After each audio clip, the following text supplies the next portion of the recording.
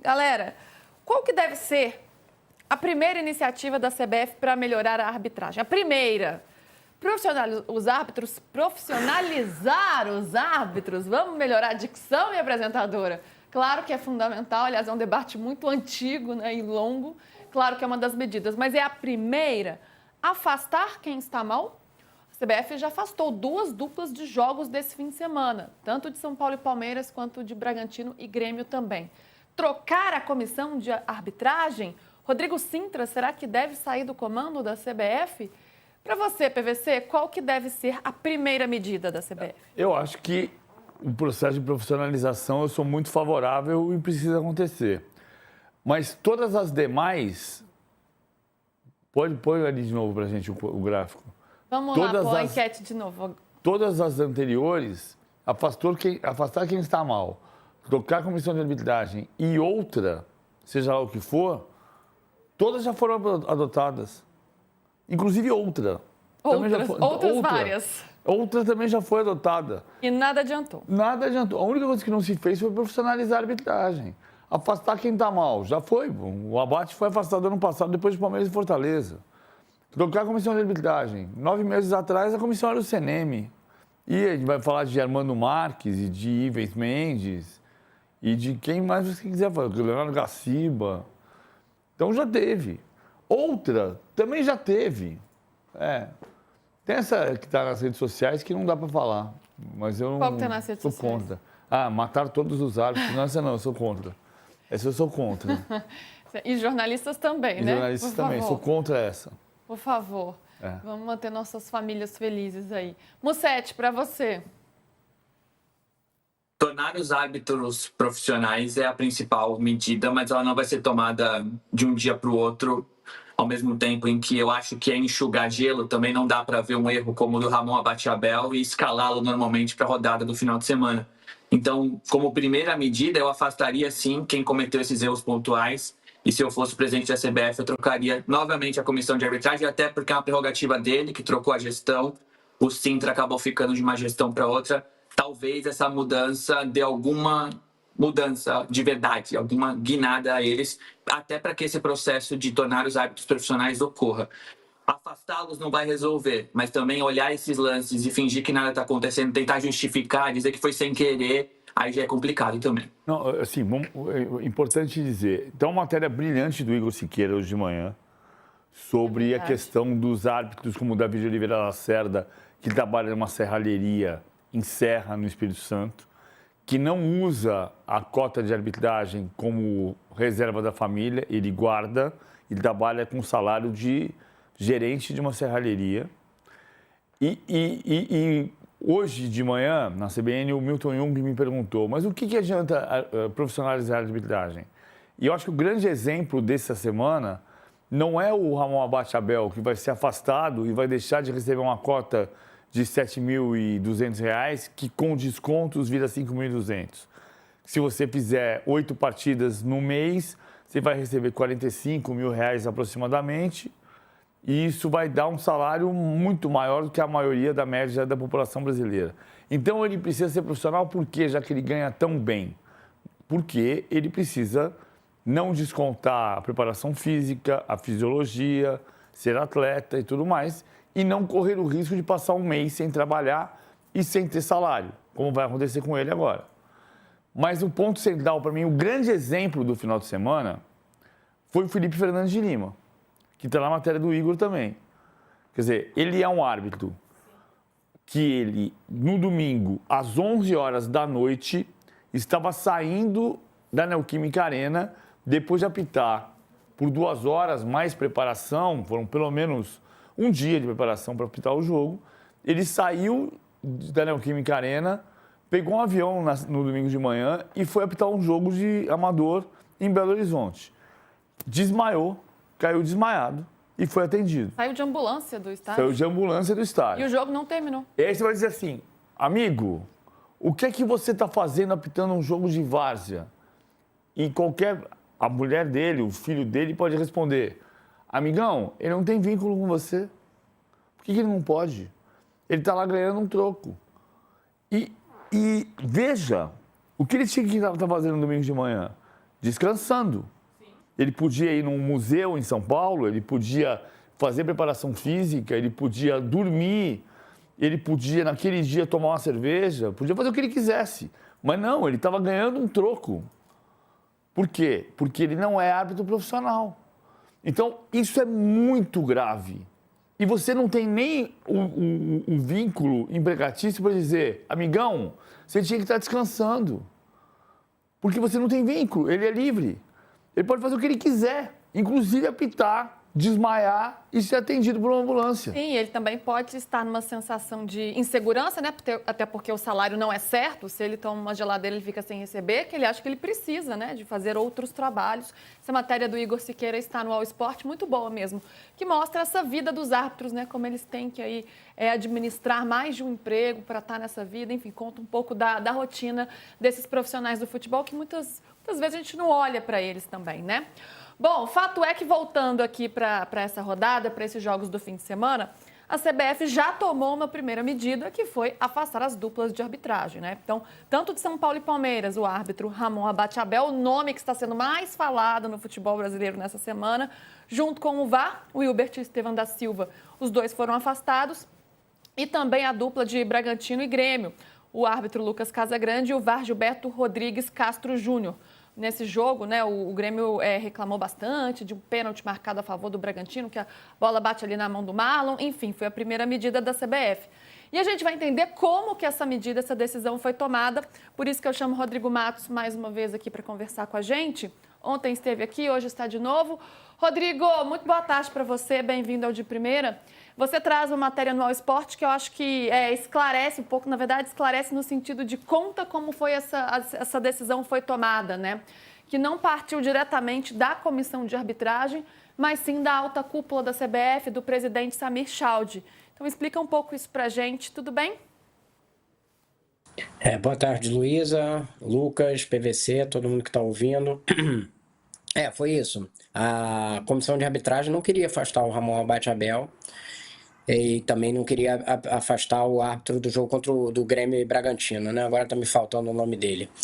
Lucas Casagrande. Do Paraná. Lucas Casagrande, exatamente. E os dois VAR, né? Que ambos, o Hilbert do jogo do São Paulo e o Gilberto Rodrigues Castro Júnior, que é o mesmo de Internacional e Corinthians na quarta-feira anterior. Isso, que tinha dado aquele chamado para aquele pênalti lá do Corinthians. Ele não queria, ele entende que afastamento não é a medida para melhoria.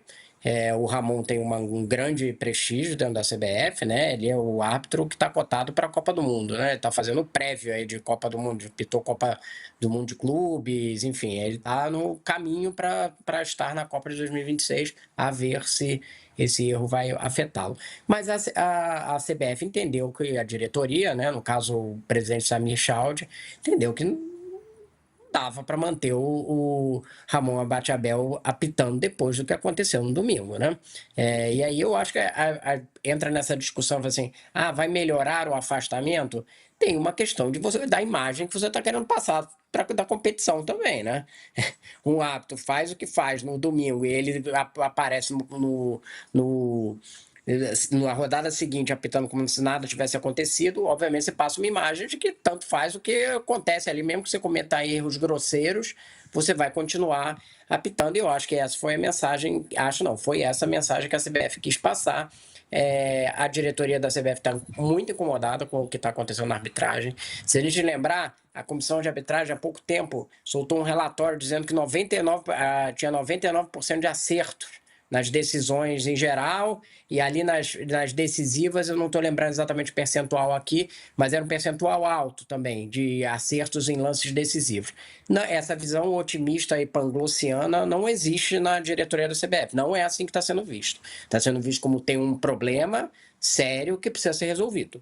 E que esse é um aspecto, né? O Samir Chaude entrou durante esse ano, né? Foi eleito depois da queda do Edinaldo, e o Edinaldo que tinha nomeado o Rodrigo Martins Sintra, vou até entrar mais nisso depois, ele começou a endereçar, digamos assim, várias questões que ele e esse grupo entendem como importantes. Fez um calendário novo para o ano que vem, com mudanças significativas, está sendo tocado um projeto de fair play, tinha a questão da chegada do Ancelotti, que foi contratado pelo Dinaldo anteriormente, mas ali de você montar um departamento, ter um departamento de seleção já funcional, e a arbitragem estava sendo tocada por quem já estava lá. O Rodrigo Martins Sintra vai cair? Não vai cair agora. Nesse momento, não. É a visão que eu tenho. Nesse momento não. Não é? Tinha um meme do nesse momento não. Mas é isso mesmo. Mas nesse momento não. E aí, o que vai acontecer? Vai se esperar o fim do Campeonato Brasileiro. Tem a avaliação de que não adianta fazer uma intervenção agora no meio do brasileiro, e isso eu ouvi de mais de uma pessoa. Chegar agora, faltando 10, 13 rodadas, trocar uma comissão de arbitragem, o que vai mudar exatamente na instrução que você vai dar para um árbitro daqui para o final do brasileiro? É como a gente às vezes fala de troca de técnico, né? Sendo que troca de técnico ainda o cara está ali no dia a dia, talvez tenha um impacto maior, mas teria pouco efeito.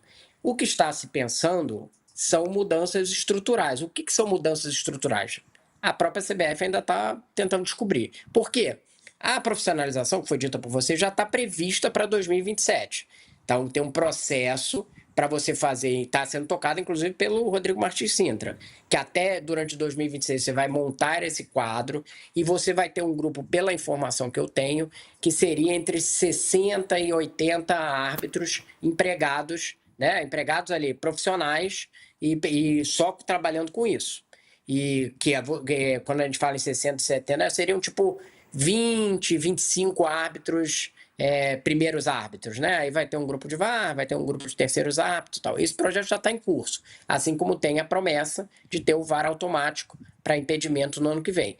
Mas isso não é só o que tem que ser feito. Tem mais coisas para ser feitas, e aí a CBF está estudando o que se faz nas outras ligas, Premier League, enfim, essas ligas da Europa, para entender que tipo de medida objetiva pode se fazer, porque é um pouco o que não sei se foi o PVC ou o Lucas falou anteriormente, mas assim, trocar presidente de comissão de arbitragem e o Rodrigo Martins Sintra não é um presidente de comissão de arbitragem, ele é um coordenador, ele tem uma figura que quando ele entrou, na época do Edinaldo, era diferente do que está acontecendo de fato, né? Você ia ter uma comissão de especialistas que estava o Sandro Meirahit, Nicolas Rizzoli, o árbitro argentino Pitana, que eram os três que iam fazer ali, dar a direcionamento, e você ia ter aqui um grupo que ia fazer escala. Acabou a coisa muito concentrada no Rodrigo Martins Sintra, e os próprios documentos, relatórios que eram feitos por esse comitê de especialistas nem aparecem mais no site da CBF, tem um mês que não são publicados. Então, ficou concentrado no Rodrigo Martins.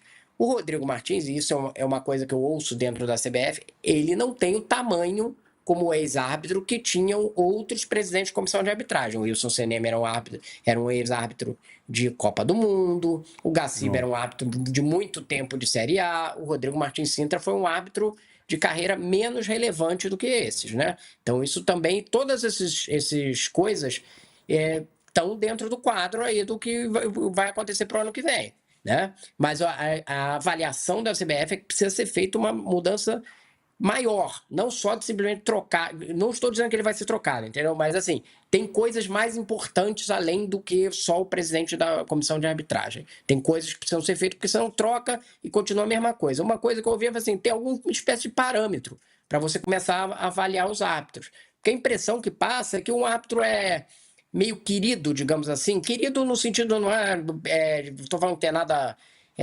irregular, não, mas querido assim, aquela comissão gosta dele e ele fica sendo escalado várias vezes e não necessariamente ele está indo bem. E um exemplo é o próprio Ramon. Ele tinha sido escalado na quinta e a atuação dele foi ruim e ele foi de novo para um jogo decisivo. Então, qual o critério para esse tipo de coisa? Acho que isso vai ter que se estabelecer alguma coisa mais objetiva para você sair dessa coisa põe um presidente de comissão de arbitragem aqui, ele vai na base do que ele entende ali como melhor e vai escalando o árbitro rodada a rodada. Então, esse é resumindo aqui o estado de coisas dele.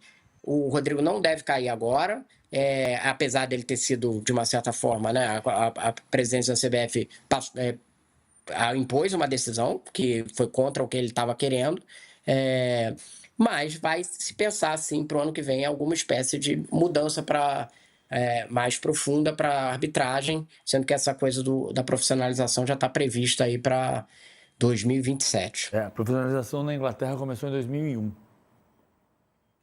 PVC, Rodrigo está trazendo vários dos pontos, né? Primeiro, a informação dessa relação do Rodrigo Sintra com o presidente Samir Chaude, avaliação por parte da cúpula da CBF, da comissão de arbitragem hoje, do trabalho da arbitragem como um todo, né?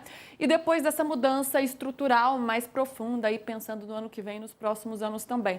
Claro, né, não dá para mudar tudo do dia para a noite, então a CBF tem que pensar bem o que vai ser feito a partir de agora.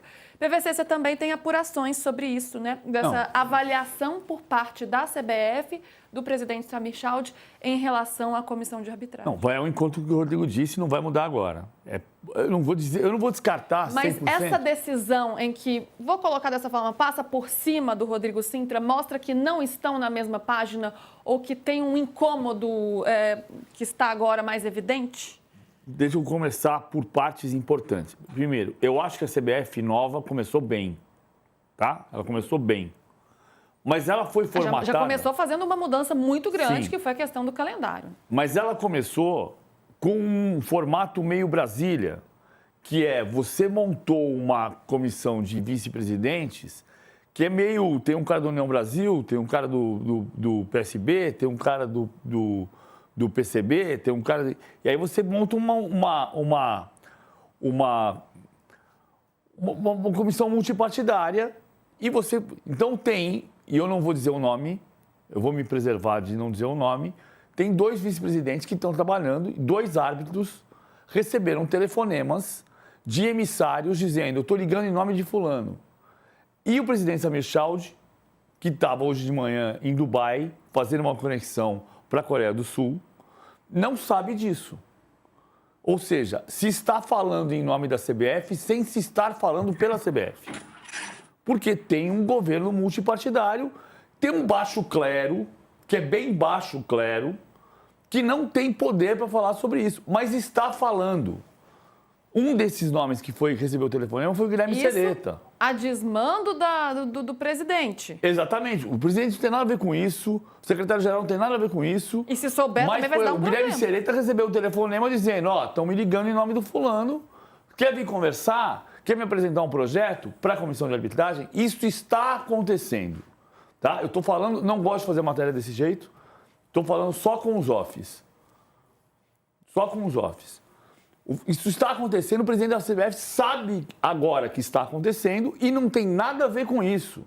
E como disse o Rodrigo, não vai acontecer nada, em teoria, antes do final do campeonato. A intenção da CBF é não mudar nada na arbitragem antes do final do campeonato. E no final do campeonato, vida nova, vão pensar o que vão fazer para 2026. Mas há uma chance considerável, dá para dizer isso? Luísa, se tiver 3 rodadas seguidas, como o que foi desse final de semana, ou pode mudar. Né? Eu não vou dizer, não vai mudar de jeito nenhum. Cara, se tiver 3 Ramon Abate-Abel de domingo, na quarta-feira que vem, no outro domingo em Flamengo e Palmeiras e na outra quarta-feira, caiu eu, né? O Rodrigo está falando. Rodrigo, acho que você está mutado. Lembra porque a gente até Agora chegou. Estamos te ouvindo. Não, então, o PVC lembra porque a gente até fez essa apuração meio junto na época. O CNM caiu porque não foi o Edinaldo que, de repente, na cabeça dele, falou assim: não quero mais o CNM aqui. Começou uma pressão, chegou um momento que nenhum clube mais estava satisfeito com o CNM. Todos reclamavam em todos os momentos. Aí chegou no final do ano passado, né, se eu não estiver errado, ele quase caiu. Teve uma reunião ali e tal, e o Edinaldo falou assim: não, ele vai ficar e tal, papapá, e o CNM continuou mais um tempo. Mas já tinha uma pressão muito forte de vários presidentes do clube, ia lá todo mundo, presidente de clubes, presidente de federação, todo mundo reclamando da gestão. Também tinha uma coisa de relacionamento lá do CNM, ele ouvia poucas pessoas, enfim. A história do burnout, que o CNM desmente. Teve vários... ele estava sob bastante pressão, tinha muita gente. Mas aí chegou no ano seguinte, ele caiu porque teve essa pressão. Então, o presidente de comissão de arbitragem, no caso o coordenador, que é o Rodrigo Martins, ele é escolhido pelo presidente da CBF, é o presidente da CBF que dá o martelo, mas quando assim, a comunidade do futebol decide que aquele cara não dá mais, o presidente da CBF ouve tanto Exato. que acaba se tornando inviável ele continuar. Então, foi assim que caíram todos os anteriores. Não, e A tudo no intenção- futebol brasileiro é assim, né, Não, gente? Com o técnico é assim A também. intenção não é O trocar... técnico é muito parecido com o técnico com torcida. O cara fala assim, não vai cair, não vai cair. Daqui a pouco tá a torcida inteira gritando, chamando o cara de burro na E a arquibancada. imprensa O que o também cara vai fazer? Por isso que eu contribui. tô dizendo, a intenção é não trocar antes do fim do campeonato. A intenção, como o Rodrigo disse, eu estou dizendo a mesma coisa. A intenção é não trocar antes do fim do campeonato. O que vai acontecer, tá lá, não pode botar a mão no fogo, porque pode acontecer 1 milhão de coisas. Mas este ambiente não é positivo, tanto que tem ex-árbitro recebendo telefonema dizendo, vem aqui conversar, me traz um projeto, o que nós precisamos fazer, entendeu? Então, assim, isso não era para acontecer. Tem um turbilhão. Agora, voltando à questão, acho que o ex-árbitro que mais era um nomão que dava respaldo para a arbitragem foi o Armando Marques. E o Armando Marques, ele é elogiado por muitos árbitros que apitaram no final dos anos 90 e começo dos anos 80, que hoje se diz, mas a gente tinha um grupo de 10, 12 árbitros extraordinários, né? Oscar Roberto Godoy, o Cláudio Cerdeira, Carlos Eugênio Simon e assim por diante. Então, o Márcio Rezende de Freitas, que eles se resolviam. O Armando Marques foi, na opinião de grande parte dessa geração que eu estou citando, o melhor diretor de árbitros da CBF, que veio na sequência do Ives Mendes. Lembra do Ives Mendes? O escândalo do 100, que é o do Alibe ligando para o Ives Mendes e dizendo... Então posso te dar 100, que era uma contribuição para a campanha eleitoral do Ives Mendes. Bom, o Armando Marques veio para acabar com esse escândalo. E mesmo assim, o Armando Marques, que é respaldado pelos ex-árbitros, teve um dos maiores escândalos de todos, que foi ao dizer para o Alfredo dos Santos Loeblin mudar a súmula de Caxias e Figueirense na última rodada da Série B de 2001.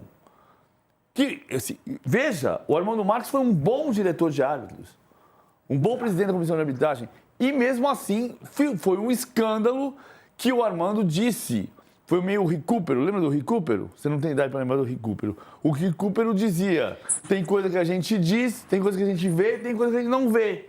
O Armando Marques fez mais ou menos a mesma coisa, dizendo para o Loeblin mudar a súmula para dizer que o jogo já tinha terminado quando houve invasão de campo. Então, a gente tem problema na arbitragem do Brasil há 50 anos. Desde sempre, sim.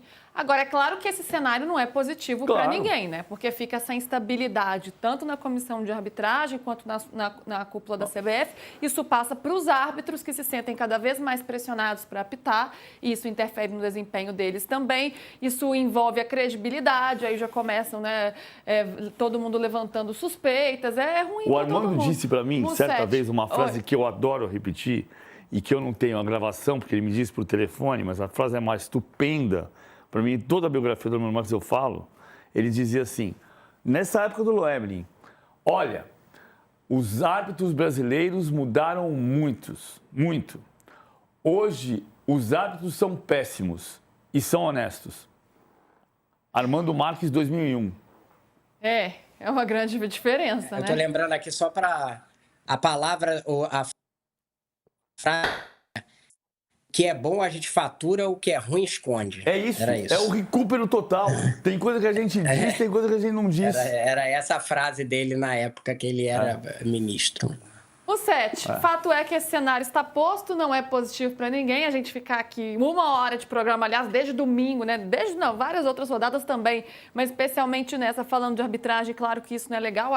O que é bom é que ele passe despercebido ali dentro de campo, então gera uma instabilidade aí para todo mundo. E já projetando também essas mudanças futuras, Falamos aqui sobre a profissionalização, né, logo no início do programa, inclusive é tema aí da nossa enquete, então vocês podem votar por aí também.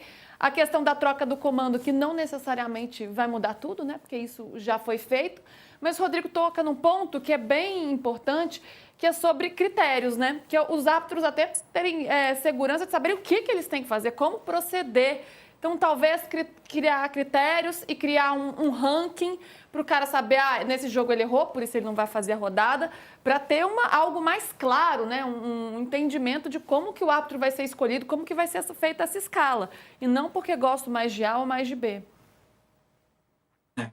Ô Lu, eu não quero ser advogado de árbitro aqui, mas é muito difícil. Se eu sou árbitro e eu tenho um convite para um jogo de várzea que vai me pagar parecido, eu vou aceitar. Porque olha as notícias, imagina o árbitro estar assistindo de primeira aqui, ouvindo que tem emissários da CBF buscando substituto para o Sintra, que o Ramon Abate Abel, que estava na Copa do Mundo de clubes, cotado para a próxima Copa do Mundo, foi afastado, por um erro crasso, tá? Não estou aqui justificando.